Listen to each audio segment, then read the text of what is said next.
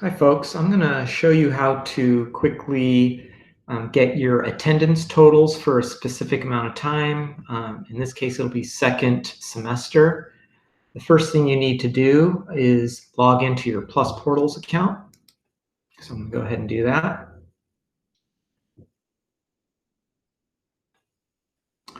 Okay, once you're logged in, we're going to want to go to your gradebook by clicking in the upper left-hand corner.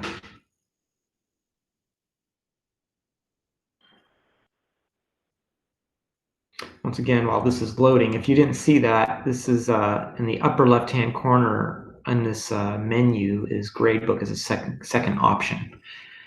Okay, so now that I'm in my Gradebook, what you want to do is go to, I believe it is Reports on the left-hand side. If you don't see it, by the way, there's these 3 bars in the upper left-hand corner. It kind of opens and closes or collapses this menu over here on the left-hand side.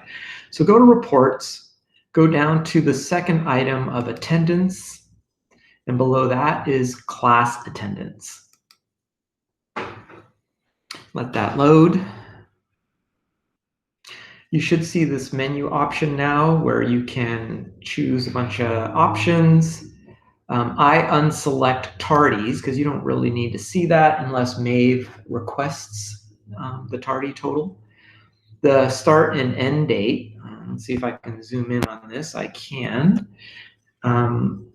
It should be the start date, if I'm correct, should be the 27th. Oops, wrong month. Let me go back to January. Should be the 27th. If it is not, you might want to verify the start date with Maeve. She should send it in her email, which will be coming next week. The end date should be March 13th. Let me scroll up. Go to March 13th. By the way, on that start date, I believe we were on winter break all the way. So it doesn't really matter. Even if you were to pick a date in midwinter, it doesn't really matter because it'll include the correct dates, but let's go ahead and do 27th. Let me scroll back out or zoom back out. Portrait or landscape, I don't think that's really going to make a difference. I would just keep it in portrait, and you don't need to make any headers or any of that stuff. Withdrawn students, once again, you may want to ask Maeve if you've had any students that have withdrawn like since or sometime within second semester. You may want to ask her if she needs that. They may need it for the MSA report, so I'm not really sure. Just ask. At this point, you can go ahead and save and generate. And it should come up with the report that looks similar to this. Whoops, I actually have no students. Let me go back. Did I choose the wrong class? Nope. Let me go back to attendance, class attendance. I'm in 4th quarter, so I'm going to actually have to change my dates to include more time. Save and generate. Because I only have a 4th quarter class, so you guys are technically taking this report for 3rd.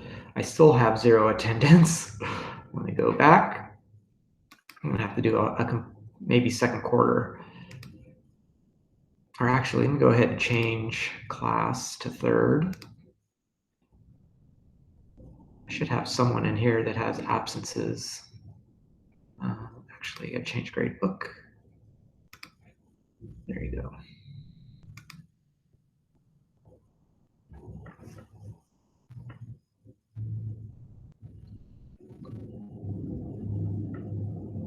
Okay, that's fine. I'm going to go back to my reports, attendance, class attendance.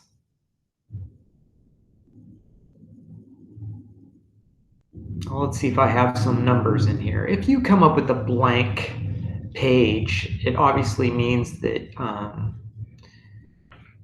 you have chosen the wrong dates, or maybe you might be in the wrong grade book as well, because I know you should be in your homeroom class. Now you'll notice here, I only did absences, I didn't do tardies, so I only have one section. Ooh, that's a very loud motorcycle. What's interesting here is that every student for that time period that you have chosen, each time that they were absent, they will show up in a new row. So for example, Steffi or Selma or Miko, these three students were absent twice each. So Steffi was absent twice. So she'll have 2 lines, but you'll notice in the total absence, ooh, that went way too far.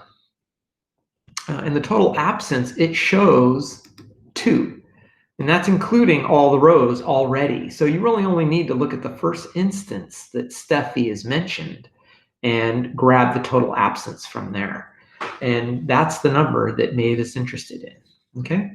So that's really all you need to do to find the report for absences for a specific amount of time. You can go and change the settings to tweak it, fine tune it to get it to show you what you need it to show. If you want to save this, you can print it or you can download it as either Excel or Adobe. And that way you can have it for your records if you want to refer back to it, if you don't want to have to rerun the report again. But if you go back to reports, you could just save the settings. Well, actually, when you generate it, it should automatically save it anyway. So really, that's about all you need. If you need help with running this report, or if you run into some kind of issue, go ahead and email me. We'll set up a time and I can walk you through it and help you. And that should do it.